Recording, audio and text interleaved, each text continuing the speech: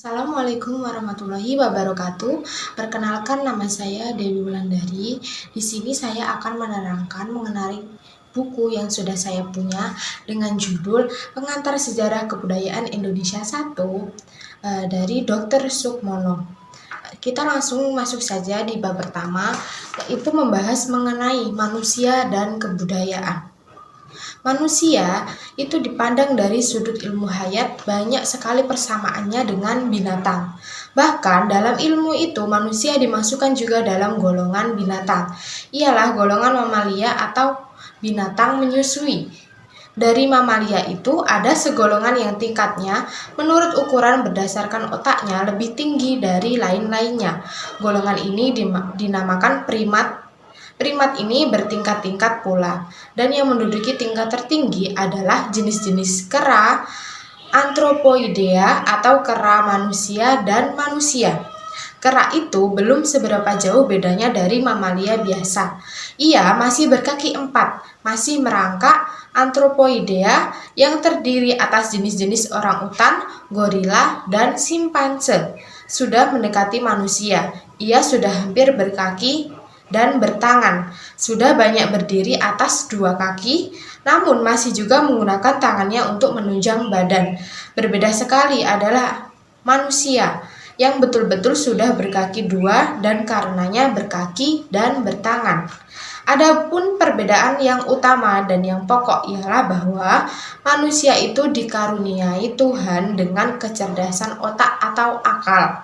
Dan akal inilah yang sesungguhnya secara mutlak membedakan dengan binatang dan yang memberikan kemungkinan kepadanya untuk menduduki tempat tertinggi di antara sesama makhluk hidup.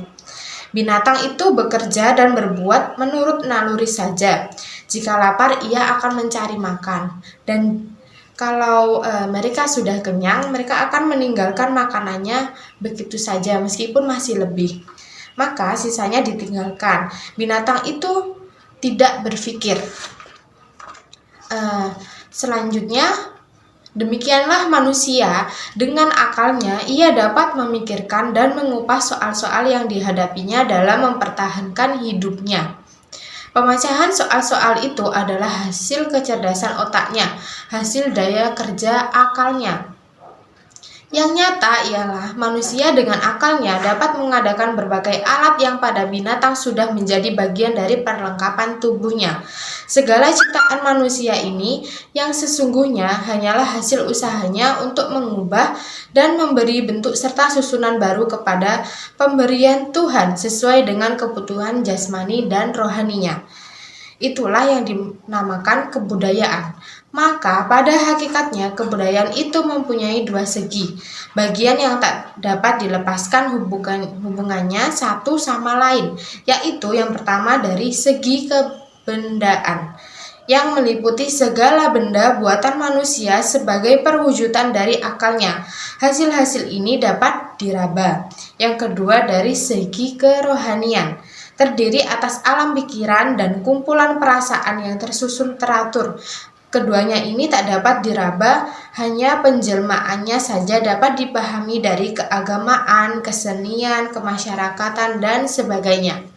Yang selanjutnya kita masuk ke kebudayaan dan masyarakat.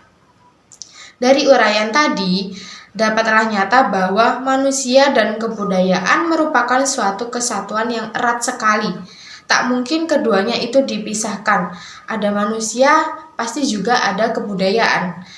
Tidak akan ada kebudayaan jika tidak ada pendukungnya, yaitu manusia itu sendiri. Akan tetapi manusia itu hidupnya tak berapa lama. Ia akan mati. Maka untuk melangsungkan kebudayaan, pendukungnya harus lebih dari 1 orang. Bahkan harus lebih dari 1 turunan. Dengan kata lain, harus diteruskan kepada keturunannya, anak cucu, serta orang-orang yang ada di sekitarnya. Diteruskannya kebudayaan itu tidak melalui garis tegak lurus ke bawah, anak cucu, dan lain sebagainya, tetapi juga melalui garis mendatar, yaitu kepada orang-orang yang ada di sekitarnya. Manusia disebut juga dengan zoon politikon, artinya binatang yang hidup berkelompok. Cara-cara meneruskan kebudayaan ini demikian luasnya itu dimungkinkan oleh karena manusia dikaruniai pula dengan kepandaian untuk berbicara. Bahasa adalah alat perantara yang terutama sekali bagi manusia, alat yang tak ada pada binatang. Kekurangan pada manusia seorang diri itu ditampung oleh masyarakat. Hal ini mungkin oleh karena para anggota masyarakat itu tentu tidak sama minatnya, berlainan kepentingannya, berbeda-beda kesanggupannya, meskipun masih tetap dalam lingkungan bersama. Maka sesungguhnya pendukung kebudayaan itu bukanlah manusia seorang diri, melainkan masyarakat seluruhnya. Yang selanjutnya ada perkembangan kebudayaan. Masyarakat itu berlangsung terus. Oleh karena itu, selalu timbul anggota-anggota baru yang dilahirkan di dalam masyarakat tersebut. Selama pergantian itu berlangsung, selama masyarakat masih tetap ada sebagai pendukungnya, selama itu pula kebudayaan pun terus berlangsung. Dengan demikian, kebudayaan selalu mengalami perubahan, tambahan, dan penyempurnaan. Jadi, perubahan masyarakat itu selalu diikuti oleh perubahan kebudayaan. Begitu pula sebaliknya, perkembangan yang satu senantiasa disertai perkembangan yang lainnya. Perubahan kebudayaan itu diakibatkan dua macam sebab, yaitu sebab yang berasal dari dalam, yaitu dari masyarakat pendukungnya sendiri, dan sebab yang berasal dari luar, yaitu dari luar lingkungan masyarakat tersebut. Sebab dari dalam itu tidak mengakibatkan perubahan seberapa besarnya, oleh karena kebudayaan itu selalu sesuai dan seimbang dengan masyarakatnya. Selama tidak ada sebab dari luar, tetaplah saja kebudayaan itu tiada berubah-ubah lagi.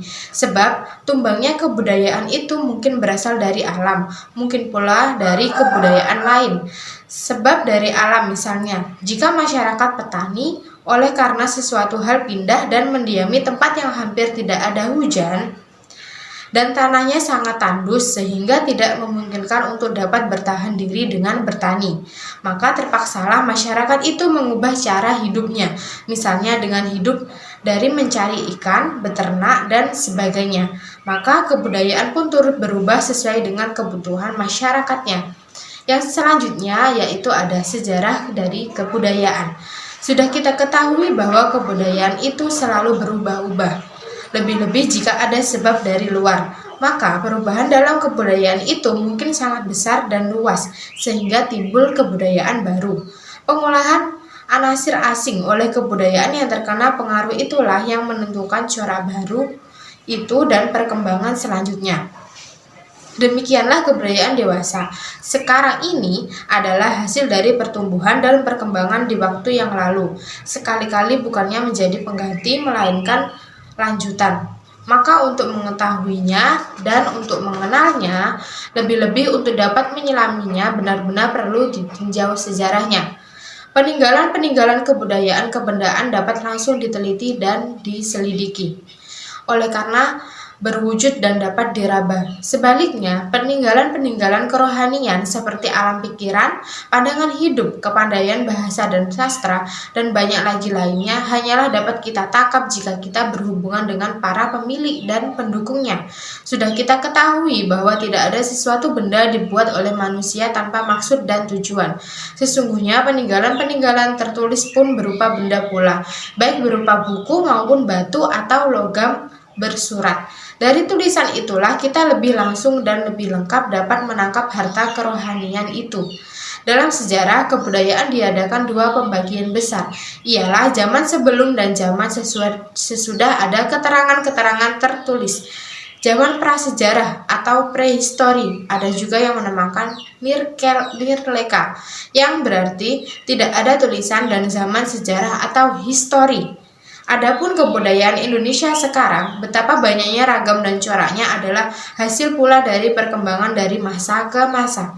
Jika zaman prasejarah kita ambil sebagai satu zaman, maka zaman sejarah negeri kita dapat dibagi menjadi 3 masa, yaitu yang pertama ada zaman purba, yang kedua ada zaman madya, dan zaman baru. Demikianlah maka sejarah kebudayaan Indonesia seluruhnya dapat dibagi menjadi 4 masa. Ialah yang pertama yaitu ada zaman prasejarah. Sejak dari permulaan adanya manusia dan kebudayaan sampai kira-kira abad ke-5 Masehi.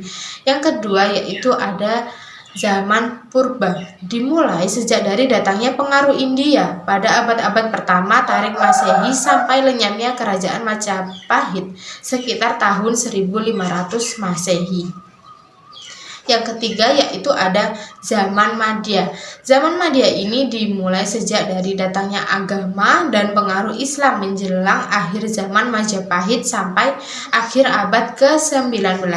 Dan yang terakhir yaitu zaman baru atau zaman modern. Sejak masuknya anasir-anasir barat dan teknik modern pada kira-kira tahun 1900 sampai dewasa sekarang. Itulah yang dapat saya sampaikan. Kurang lebihnya mohon maaf. Wassalamualaikum warahmatullahi wabarakatuh.